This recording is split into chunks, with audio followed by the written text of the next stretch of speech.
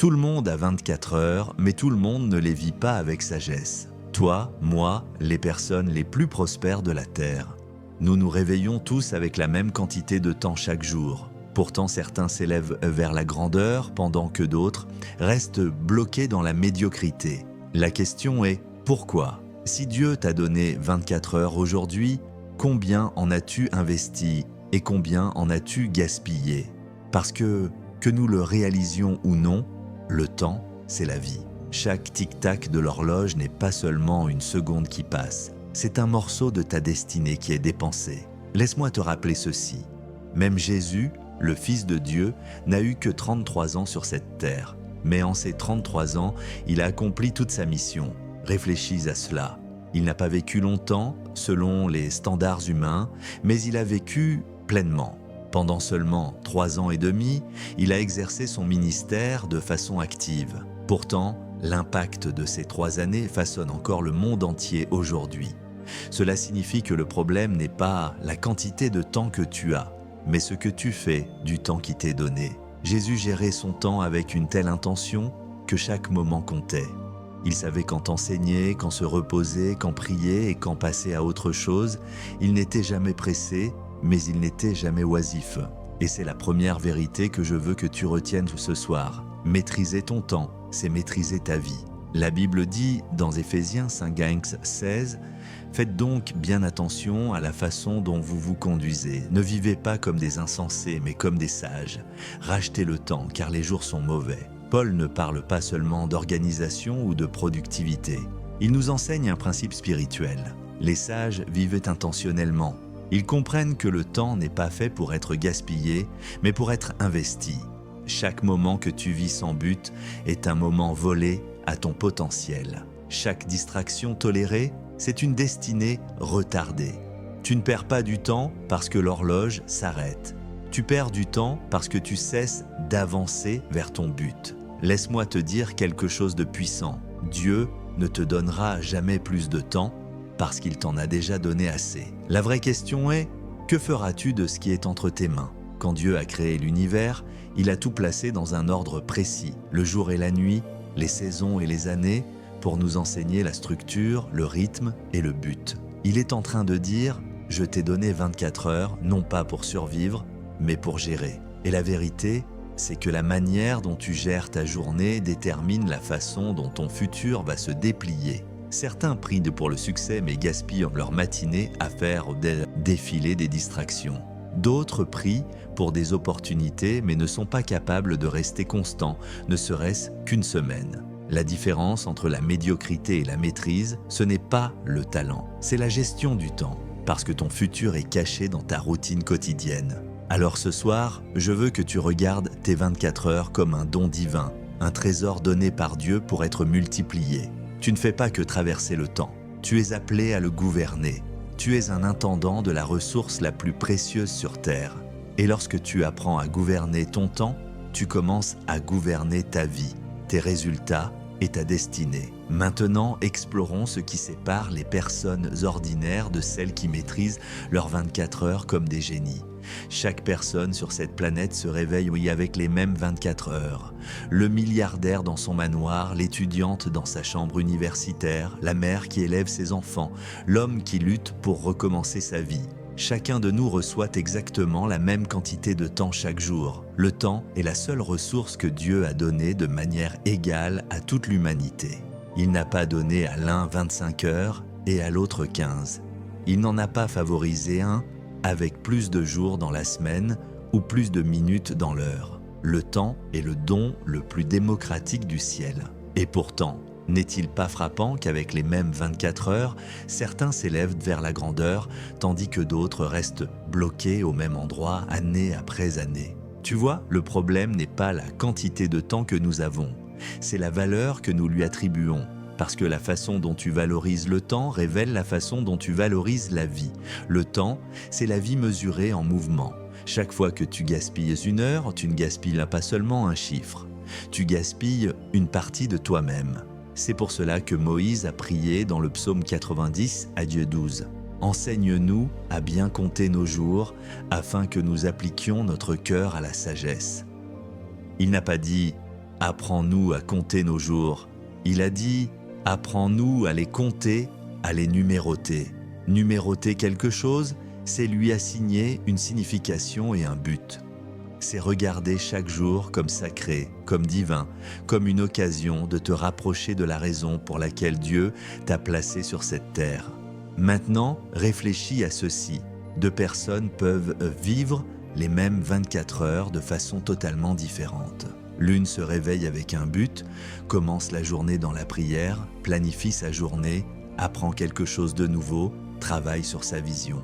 L'autre se réveille, fait défiler les réseaux sociaux, réagit à la vie au lieu de la diriger et se demande pourquoi rien ne change.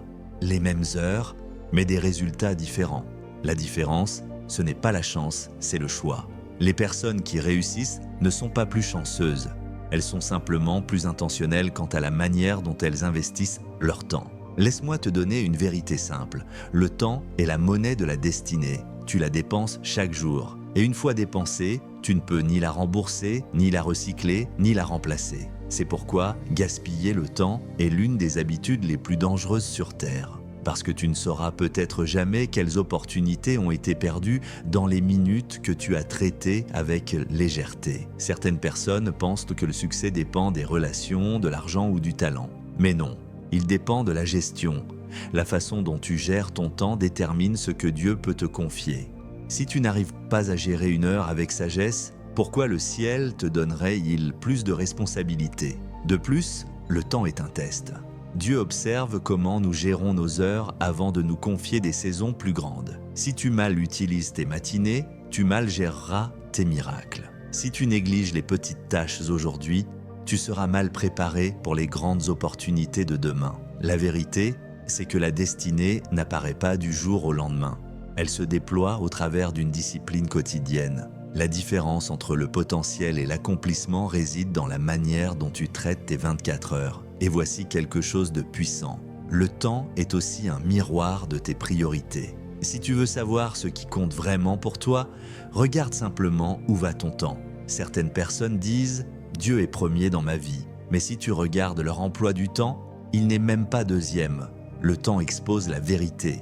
Tu ne peux pas prétendre valoriser le but de ta vie et donner ton énergie la plus forte à des distractions. La sagesse ne se trouve pas seulement dans ce qui est urgent. Elle se trouve dans la capacité à discerner ce qui est important. Alors aujourd'hui, je veux te mettre au défi d'arrêter de dire que tu n'as pas assez de temps. Tu as les mêmes 24 heures que tout le monde. La seule différence, c'est la façon dont tu as choisi de les utiliser. La vie ne s'améliore pas par hasard, elle s'améliore par changement.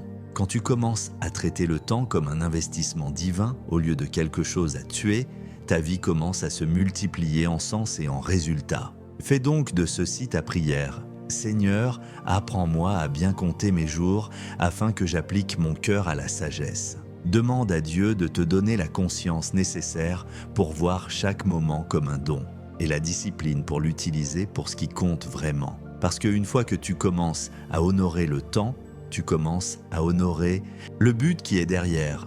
Et maintenant que nous comprenons à quel point le temps est divin, allons plus loin. Car pour maîtriser ton temps, tu dois d'abord te maîtriser toi-même. La maîtrise de soi, c'est là que tout change. Parce que, peu importe à quel point tu comprends le temps, si tu ne peux pas te gérer toi-même, tu ne peux pas le gérer. Le temps est neutre. Il ne fait que révéler ton niveau de discipline. C'est pour cela que certains planifient magnifiquement, mais n'exécutent jamais. Ils rêvent, ils parlent, ils publient, mais ils ne font jamais. Non pas parce qu'ils manquent de connaissances, mais parce qu'ils manquent de contrôle. Pour maîtriser tes 24 heures, tu dois d'abord maîtriser tes impulsions, tes émotions, tes habitudes et ton attention. Tu ne peux pas contrôler le temps, mais tu peux te contrôler toi. Et tant que tu ne le fais pas, le temps te contrôlera toujours. L'apôtre Paul a exprimé cette vérité parfaitement dans 1 Corinthiens 9, 27 lorsqu'il dit « Je traite durement mon corps et je le tiens assujetti, de peur d'être moi-même disqualifié après avoir prêché aux autres. » Tu vois, la différence entre les gens ordinaires et les grands, ce n'est pas ce qu'ils veulent, c'est ce qu'ils sont prêts à faire de manière constante. Tout le monde veut réussir, mais tout le monde n'est pas prêt à faire ce que la réussite exige. Soyons honnêtes, la discipline n'est pas facile. Elle est inconfortable, elle est répétitive, elle est parfois solitaire. Mais c'est elle qui façonne les champions. Pense à un athlète qui s'entraîne avant le lever du soleil pendant que tout le monde dort. Ce n'est pas amusant, c'est focalisé. Il en va de même spirituellement et mentalement. Si tu veux t'élever au-dessus de la moyenne, tu dois accepter de vivre différemment de la moyenne. Maintenant, réfléchis à ceci. Tes habitudes sont les architectes invisibles de ta destinée. Ce que tu fais de manière répétée façonne la personne que tu deviens. Certaines personnes perdent des années à cause d'une seule habitude indisciplinée. Se lever tard, procrastiner, courir après les distractions, fuir les responsabilités. Elles ne réalisent pas que ce sont les habitudes et non les miracles qui déterminent la direction de la vie. Dieu peut t'ouvrir une porte, mais si tu n'es pas assez discipliné pour y entrer, l'opportunité devient une grâce gaspillée. Même Jésus pratiquait la maîtrise de soi. La Bible dit dans Marc 1,35 « Vers le matin, pendant qu'il faisait encore très sombre, il se leva et sortit pour aller dans un lieu désert où il pria. C'était intentionnel. Il gouvernait ses matinées avant que la journée ne commence. Il comprenait que la force en public vient de la discipline en privé. Avant d'accomplir des miracles, il gérait ses moments. Avant de faire face à la foule, il faisait face au Père. Voilà le modèle de la maîtrise. Et voici la vérité. L'autodiscipline n'est pas une punition, c'est une protection. Elle protège ton but d'être volé par la distraction. Elle protège ton esprit d'être gouverné par tes émotions. Elle protège ta destinée d'être retardée par ton inconstance. La discipline ne t'enferme pas. Elle te libère pour vivre à ton plus haut potentiel. Si tu ne règnes pas sur toi-même, tu finiras par être gouverné par les circonstances. Tu continueras à dire « je n'ai pas le temps ». Mais la vérité, c'est que le problème n'est pas le temps, c'est la gestion. Le temps répond toujours à celui qui prend autorité sur lui. C'est pour cela que ceux qui vivent avec une structure accomplissent plus en une année que d'autres en 10. Laisse-moi te donner quelque chose de concret.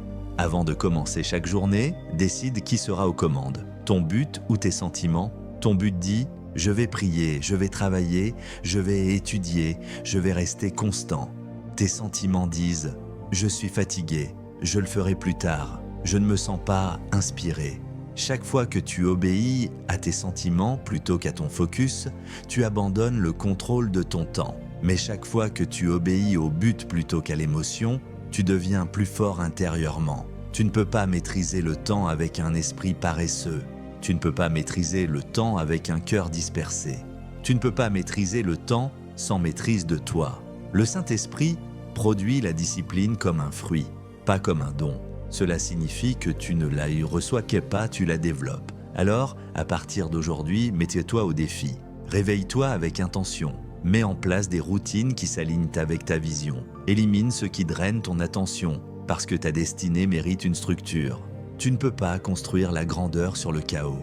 À mesure que tu commences à te maîtriser, tu remarqueras que le temps commence à se plier en ta faveur. Tu accompliras plus, tu penseras plus clairement, tu marcheras avec plus de précision. Tu réaliseras que le véritable ennemi du progrès n'a jamais été le temps, mais la mauvaise gestion de toi-même. Et maintenant que tu comprends que la discipline est le fondement, passons à quelque chose tout aussi puissant. Comment identifier et vivre selon tes priorités? Parce qu'une fois que tu te maîtrises, tu dois apprendre à maîtriser ce qui compte vraiment. Maintenant que tu as commencé à te maîtriser, l'étape suivante consiste à apprendre la puissance de la priorité. Parce que la discipline sans direction mène à la frustration. Tu peux être occupé toute la journée et ne rien accomplir de vraiment important. As-tu remarqué que beaucoup de gens confondent activité et progrès? Ils sont toujours en train de courir, toujours en train de faire quelque chose, mais ne vont nulle part de significatif. La vérité, c'est que tout ne mérite pas ton temps. Et tout ce qui exige ton attention ne mérite pas ton énergie. Les personnes les plus efficaces ne sont pas celles qui en font le plus. Ce sont celles qui font d'abord les choses les plus importantes. C'est le principe de priorité. Jésus l'a parfaitement illustré dans Matthieu 6,33 lorsqu'il dit « Cherchez d'abord le royaume de Dieu et sa justice, et toutes ces choses vous seront données par-dessus. » Ce n'est pas seulement une instruction spirituelle, c'est une stratégie de gestion du temps. Il n'a pas dit « cherchez seulement le royaume », il a dit « cherchez-le d'abord ». Parce que quand tu mets la bonne chose à la bonne place, tout le reste trouve sa place. Laisse-moi illustrer cela. Imagine ta vie comme un bocal. Dans ce bocal, tu as de gros cailloux, ta mission, ta famille, ta croissance, ta relation avec Dieu. Puis tu as des petits cailloux, les réseaux sociaux, le divertissement, les commérages, les distractions. Si tu remplis le bocal d'abord avec les petits cailloux, il n'y aura plus de place pour ce qui compte vraiment. Mais si tu commences par les gros cailloux, tes priorités, les petites choses trouveront alors leur place autour. L'ordre détermine le résultat. C'est pour cela que l'ennemi du but n'est pas toujours le mal. Parfois, ce sont les choses secondaires. Le diable n'a pas besoin de te détruire. Il lui suffit de te distraire. Il n'a pas besoin de te faire tomber dans un péché évident. Il lui suffit de t'occuper avec ce qui ne compte pas. C'est pourquoi la priorité est une puissance. Elle te protège du fait de gaspiller ta vie dans ce qui ne comptera pas dans l'éternité. Soyons vrais, beaucoup de gens sont des experts des choses urgentes, mais des amateurs des choses importantes. Les choses urgentes crient au fort, mais les choses importantes chuchotent doucement. La prière ne crie pas pour attirer ton attention, mais les réseaux sociaux, oui. La lecture et la croissance ne te réclament pas, mais les distractions, si. Et pourtant, ce sont ces disciplines silencieuses qui façonnent la destinée. Quand tu apprends à vivre selon la priorité, tu commences à dire non sans culpabilité. Tu comprends que dire non à une chose, c'est dire oui à quelque chose de plus grand. Tu cesses de vivre sous la pression et tu commences à vivre sous le but. Même Jésus, bien qu'entouré de foule, n'a jamais laissé l'urgence des gens dicter son agenda. Quand Lazare est mort, il ne s'est pas précipité immédiatement. Il a agi selon le timing divin, pas selon la réaction émotionnelle. C'est cela, vivre par priorité. Avancer par but, non par panique. Et écoute-moi, si tu ne définis pas tes priorités, quelqu'un d'autre les définira à ta place. Le monde essaiera toujours de te tirer dans 1000 directions. Tout le monde réclamera ton temps, ton attention, ton focus. Mais quand tu connais ta mission, tu ne gaspilles plus ton temps dans chaque opportunité qui passe. Chaque oui doit être mesuré à la lumière de ton appel. La priorité, c'est aussi l'ordre. Dieu est un Dieu d'ordre. Dès la création, il a tout arrangé en séquence. La lumière avant la vie, la structure avant la substance. Quand ta vie est désordonnée, ton but devient hors de portée. Certaines personnes n'ont pas besoin d'une nouvelle opportunité, elles ont besoin d'un nouvel ordre. Alors, je veux que tu te poses ces questions. Qu'est-ce qui compte vraiment le plus pour moi en ce moment? Qu'est-ce qui s'aligne avec la vision que Dieu a déposée dans mon cœur? Qu'est-ce qui ajoute de la valeur à ma vie et à la vie des autres? Écris ces choses et protège-les farouchement, parce que ce qui reçoit ta première attention façonne toute ta direction. Et souviens-toi, tu ne peux pas rendre tout important. Si tout est priorité, alors rien ne l'est vraiment. Apprends à te concentrer sur ce qui alimente ton but et tu trouveras la paix dans ton rythme. Maintenant que tu comprends le principe de priorité, la question suivante est: comment l'appliquer concrètement chaque jour? Parce que les priorités sans plan ne sont que de bonnes intentions. Pour maîtriser tes 24 heures, tu dois apprendre à planifier ta journée avec intention. Planifier n'est pas seulement une habitude de business, c'est un principe spirituel. La Bible dit, dans Proverbe 21:5, « Les projets de l'homme diligent ne mènent qu'à l'abondance, mais celui qui agit avec précipitation n'arrive qu'à la disette. » As-tu entendu? Il est écrit « Les projets du diligent, pas les souhaits du diligent. » Autrement dit, le succès n'est pas un mystère. C'est le résultat d'une structure délibérée. Lorsque tu planifies ta journée, tu déclares que ton temps est précieux. Tu dis à Dieu, je prends ton don au sérieux. Un plan est la preuve que tu respectes le temps. Sans plan, tu vis par réaction, au lieu de vivre par intention. Et c'est la différence entre ceux qui dirigent leur vie et ceux qui sont dirigés par la vie. Regarde la création, Dieu n'a pas assemblé le monde au hasard. La Bible montre qu'il a créé la lumière, puis séparé les eaux, puis fait venir la végétation, puis les animaux et enfin l'homme. C'est une structure, c'est une séquence, c'est l'ordre divin. Même Dieu a planifié son œuvre avant de se reposer. Alors si Dieu planifie, pourquoi pas toi? Souviens-toi de ceci, ta journée servira toujours celui qui l'organise en premier. Si tu ne prends pas le contrôle de ton agenda tôt, les distractions le feront. C'est pour cela que ton matin est sacré. Ce que tu fais dans la première heure détermine souvent la tonalité de toute ta journée. J'aime appeler cela l'heure de puissance. C'est la première heure que tu donnes à ce qui compte vraiment. Passer du temps dans la prière, lire la parole, méditer, planifier tes tâches et aligner ton esprit sur tes objectifs. Cette seule heure peut changer toute ta productivité. Quand tu commences de ta journée dans la présence de Dieu, tu reçois clarté, focus et force pour gérer tout le reste. Mais planifier, ce n'est pas seulement mettre des tâches dans un calendrier. C'est aligner tes actions avec ton but. Chaque plan devrait répondre à une question. Est-ce que cela me rapproche de ma mission ou m'en éloigne ? Un plan sans but, ce n'est que de l'activité déguisée en productivité. Mais un plan enraciné dans le but, c'est la puissance en mouvement. Pour rendre cela concret, imagine encore 2 personnes. L'une se réveille, prie, écrit ses 3 objectifs principaux de la journée et organise son temps autour d'eux. L'autre se réveille et réagit à tout, messages, bruit, appels, impulsions. À la fin de la journée, les 2 sont fatigués, mais une seule a avancé. Pourquoi ? Parce que l'une a vécu avec un plan, l'autre sous la pression. Et voici ce que beaucoup ignorent. Planifier n'est pas une question de contrôle, mais de clarté. Tu ne peux pas tout contrôler dans ta journée, mais tu peux contrôler comment tu te prépares. Quand tu planifies, tu entres en partenariat avec Dieu pour gérer les moments qu'il t'a donnés. Proverbe 16:3 dit « Recommande à l'Éternel tes œuvres et tes projets réussiront ». Cela signifie que tu ne planifies pas à la place de la confiance en Dieu. Tu planifies parce que tu lui fais confiance. Toute grande destinée exige un ordre quotidien.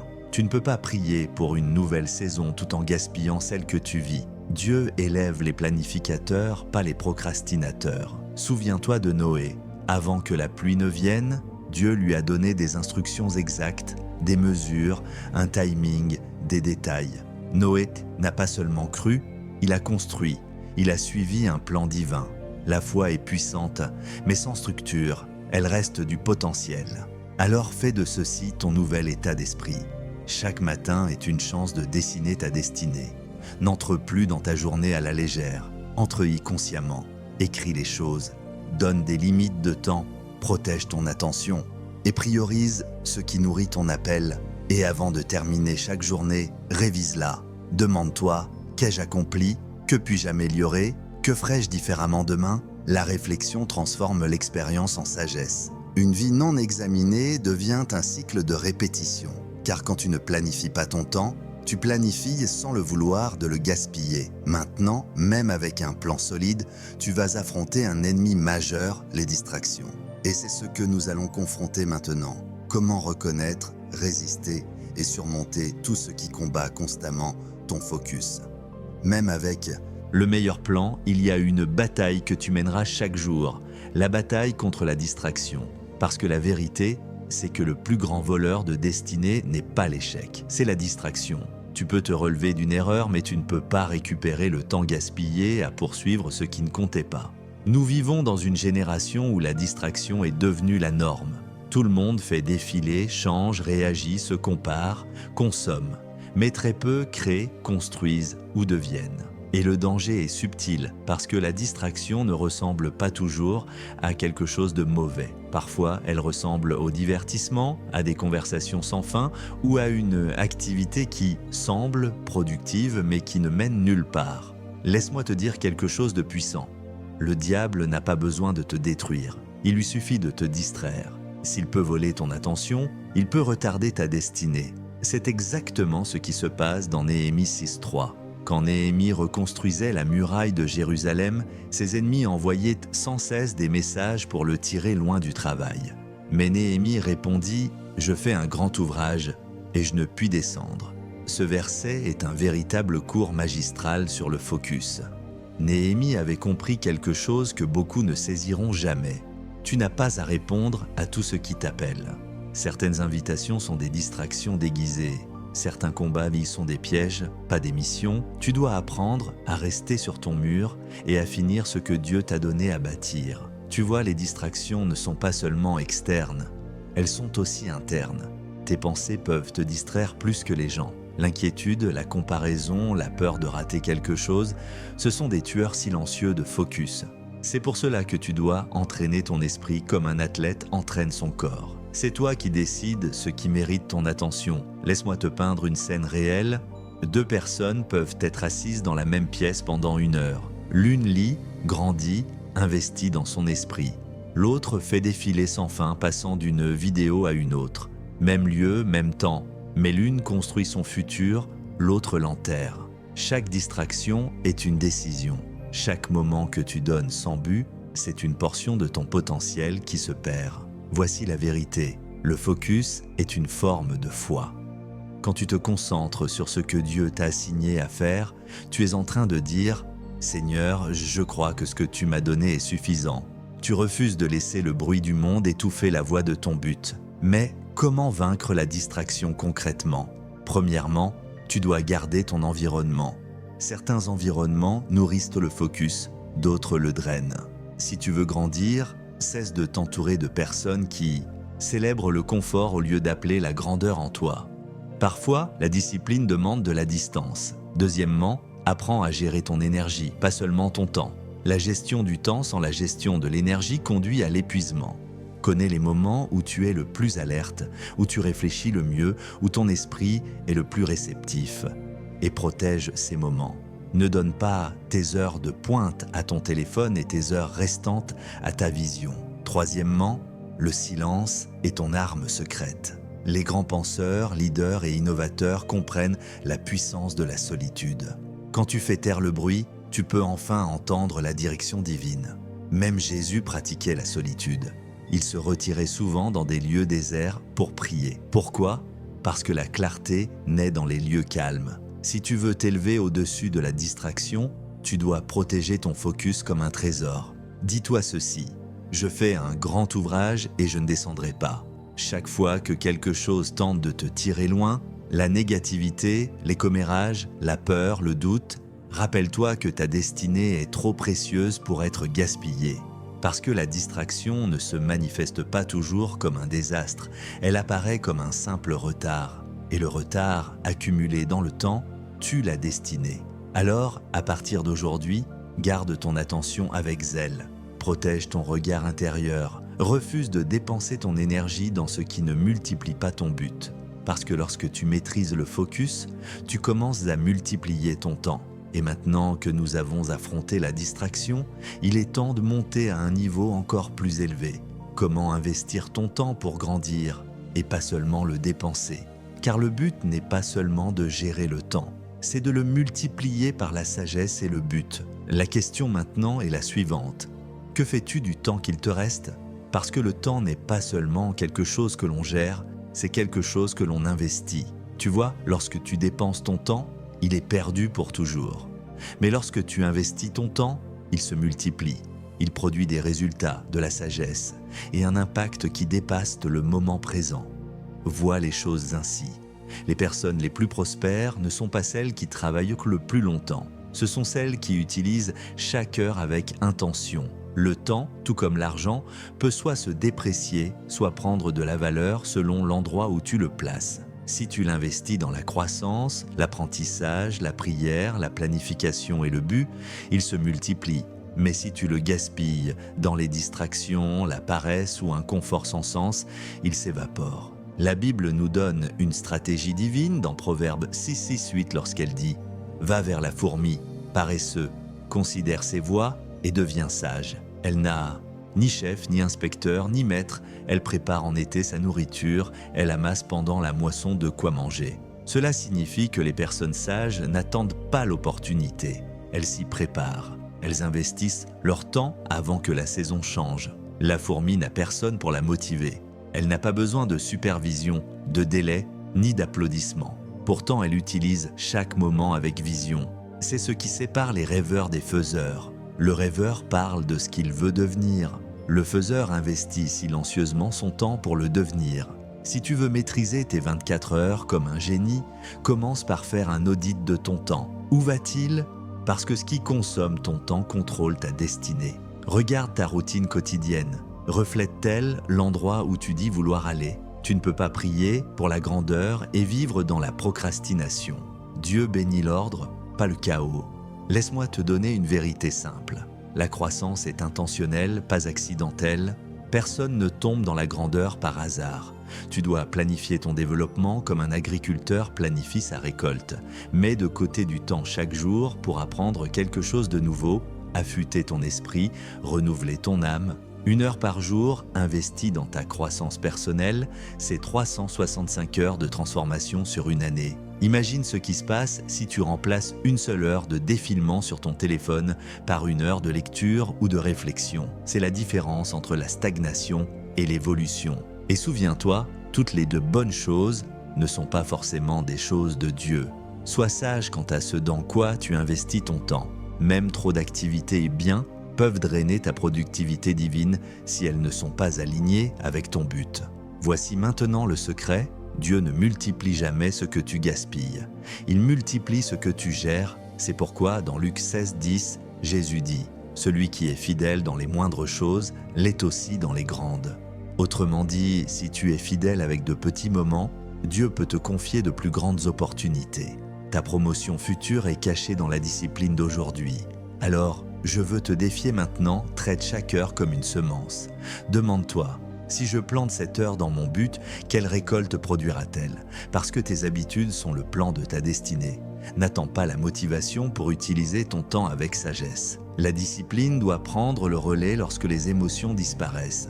La motivation peut te lancer, mais seule la discipline te soutient. Et voici la beauté de tout cela. Lorsque tu commences à investir ton temps avec sagesse, Dieu souffle sur tes efforts. Il multiplie ton efficacité. Ce qui te prenait des années commencera à se produire en quelques mois parce que la faveur divine coule toujours au travers de la diligence. Utilise donc ton temps comme un outil de transformation. Investis dans la prière parce qu'elle t'aligne sur le but. Investis dans la lecture parce que la connaissance aiguise ton tranchant. Investis dans le repos parce que même Dieu s'est reposé après la création. Le repos n'est pas de la paresse, c'est une stratégie. Lorsque tu commences à traiter ton temps comme sacré, tu verras apparaître des résultats que d'autres appelleront des miracles. En réalité, ce sont simplement les fruits d'un investissement constant et sage. Tu ne peux pas maîtriser tes 24 heures tant que tu n'as pas maîtrisé la personne qui vit à l'intérieur de ces heures, toi. Parce que le temps ne change pas ta vie, ce sont les décisions qui la changent. Et les décisions naissent de la discipline. Le problème, ce n'est pas que nous n'avons pas assez de temps, c'est que nous n'avons pas assez de contrôle sur nous-mêmes. Réfléchis, combien de fois avons-nous dit « je n'ai pas le temps de prier » ou « je n'ai pas le temps d'étudier » alors que nous trouvons pourtant du temps pour des conversations sans fin, des notifications et des zones de confort. Le problème, ce n'est pas la pauvreté de temps, c'est la mauvaise gestion du temps. Et cela commence par une mauvaise gestion de soi. L'apôtre Paul nous donne une révélation profonde dans 1 Corinthiens 9, 26-27, lorsqu'il dit « Moi donc, je cours, non pas comme à l'aventure, je frappe, non pas comme battant l'air, mais je traite durement mon corps et je le tiens assujetti, de peur d'être moi-même disqualifié après avoir prêché aux autres. » Et c'est puissant. Paul enseigne que la grandeur demande du contrôle, pas du confort. La discipline n'est pas une punition, c'est une préparation. Chaque personne que tu admires n'est pas arrivée là par le talent seulement. Elle a maîtrisé ses impulsions, ses humeurs et ses priorités. Parce que le succès ne vient pas à ceux qui sont les plus doués, mais à ceux qui sont les plus gouvernés. Regarde ceci, tes émotions voudront toujours le confort, mais ta destinée exige la constance. Et tu ne peux pas accomplir un but divin avec un esprit distrait, paresseux ou indiscipliné. Le Saint-Esprit est puissant, mais il ne travaille pas dans le désordre. Dieu bénit la structure. La vraie croissance commence lorsque tu peux te dire non à toi-même et le penser vraiment. Lorsque tu peux te lever tôt même quand tu n'en as pas envie. Lorsque tu peux tenir un plan sans applaudissements. C'est ce qui sépare ceux qui gèrent le temps de ceux qui le maîtrisent. Laisse-moi te donner une illustration réelle. J'ai rencontré un jeune entrepreneur qui avait une vision claire pour sa vie. Chaque jour, il se levait à 5 heures du matin pour étudier, planifier et prier avant que le monde ne se réveille. Ses amis se moquèrent de lui, disant qu'il était trop sérieux. Mais 5 ans plus tard, pendant qu'ils parlaient encore de leurs idées, lui vivait les siennes. Non pas parce qu'il avait plus de talent, mais parce qu'il avait plus de discipline. Tes habitudes d'aujourd'hui sont en train de dessiner ton demain. Si tu veux voir une vie différente, tu dois construire des habitudes différentes. C'est pourquoi Jésus dit dans Luc 9, 23, « Si quelqu'un veut venir après moi, qu'il renonce à lui-même, qu'il se charge chaque jour de sa croix et qu'il me suive. » Renoncer à soi-même ne signifie pas seulement éviter le péché, cela veut dire conquérir les distractions, la paresse, la peur et l'instabilité émotionnelle qui t'empêchent de marcher dans ton but. Voici une vérité qui peut piquer, la plupart des gens sont esclaves de leurs sentiments. Ils prient pour le changement, mais ne développent jamais la discipline nécessaire pour vivre les réponses à leurs propres prières. Dieu ne te transforme pas par des souhaits, il te transforme par l'obéissance quotidienne. La maîtrise de soi signifie que tu entraînes ton esprit à servir ta mission. Cela signifie que tu choisis le but plutôt que le plaisir, l'engagement plutôt que la convenance, la destinée plutôt que la distraction. Et ce genre de discipline ne rend pas la vie plus facile, il te rend plus fort. Si tu veux t'élever au-dessus de la moyenne, tu dois faire ce que les personnes moyennes refusent de faire, te gérer toi-même quand personne ne te regarde. Souviens-toi, la discipline, c'est faire ce qui doit être fait même lorsque tu n'en as pas envie. Les sentiments passent, mais les habitudes restent. Quand tu te maîtrises, le temps commence à travailler pour toi au lieu de travailler contre toi. Ton énergie s'aligne, ton focus s'affûte, ta clarté s'approfondit et, soudain, tu te retrouves à accomplir en un mois ce que tu mettais une année à faire auparavant. Mais voici la beauté de tout cela. La maîtrise de soi n'est pas une question de perfection, c'est une question de progression. Chaque jour où tu te disciplines, tu avances d'un pas vers ta destinée divine.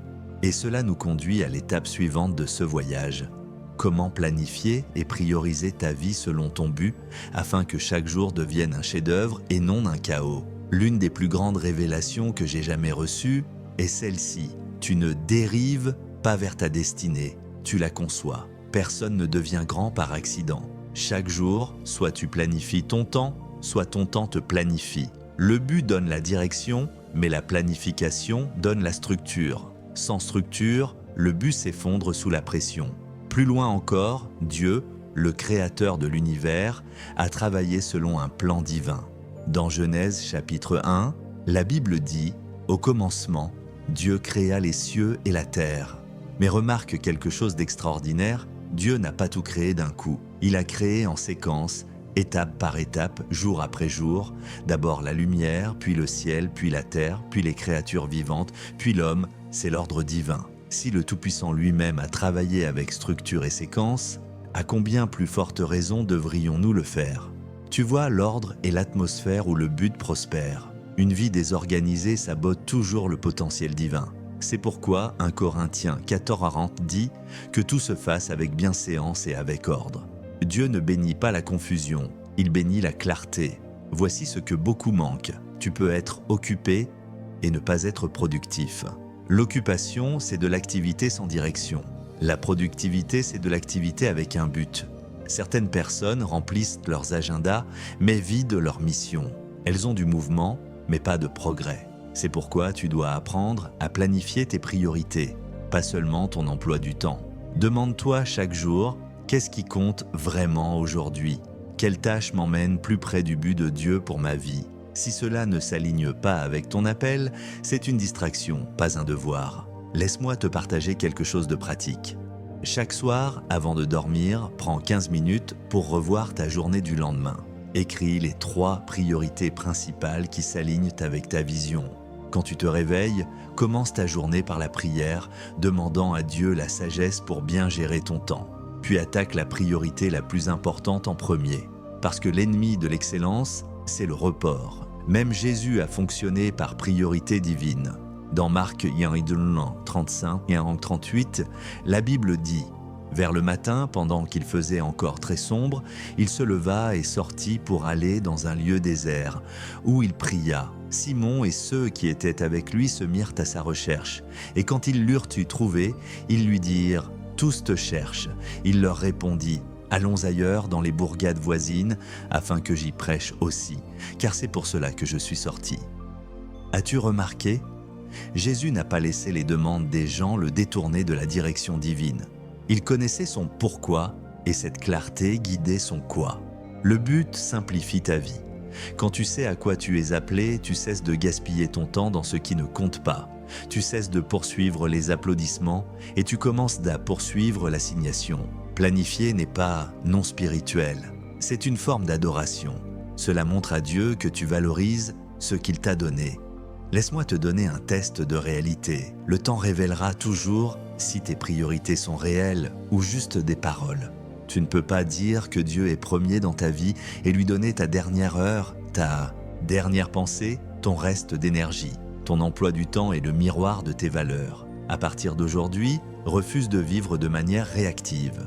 Ne laisse pas la vie t'arriver. Fais en sorte que la vie obéisse à ton but. Planifie tes journées, programme ta croissance. Garde ton focus et dirige ton énergie intentionnellement. Parce que lorsque tu planifies en alignement avec ton but, Dieu multiplie tes résultats.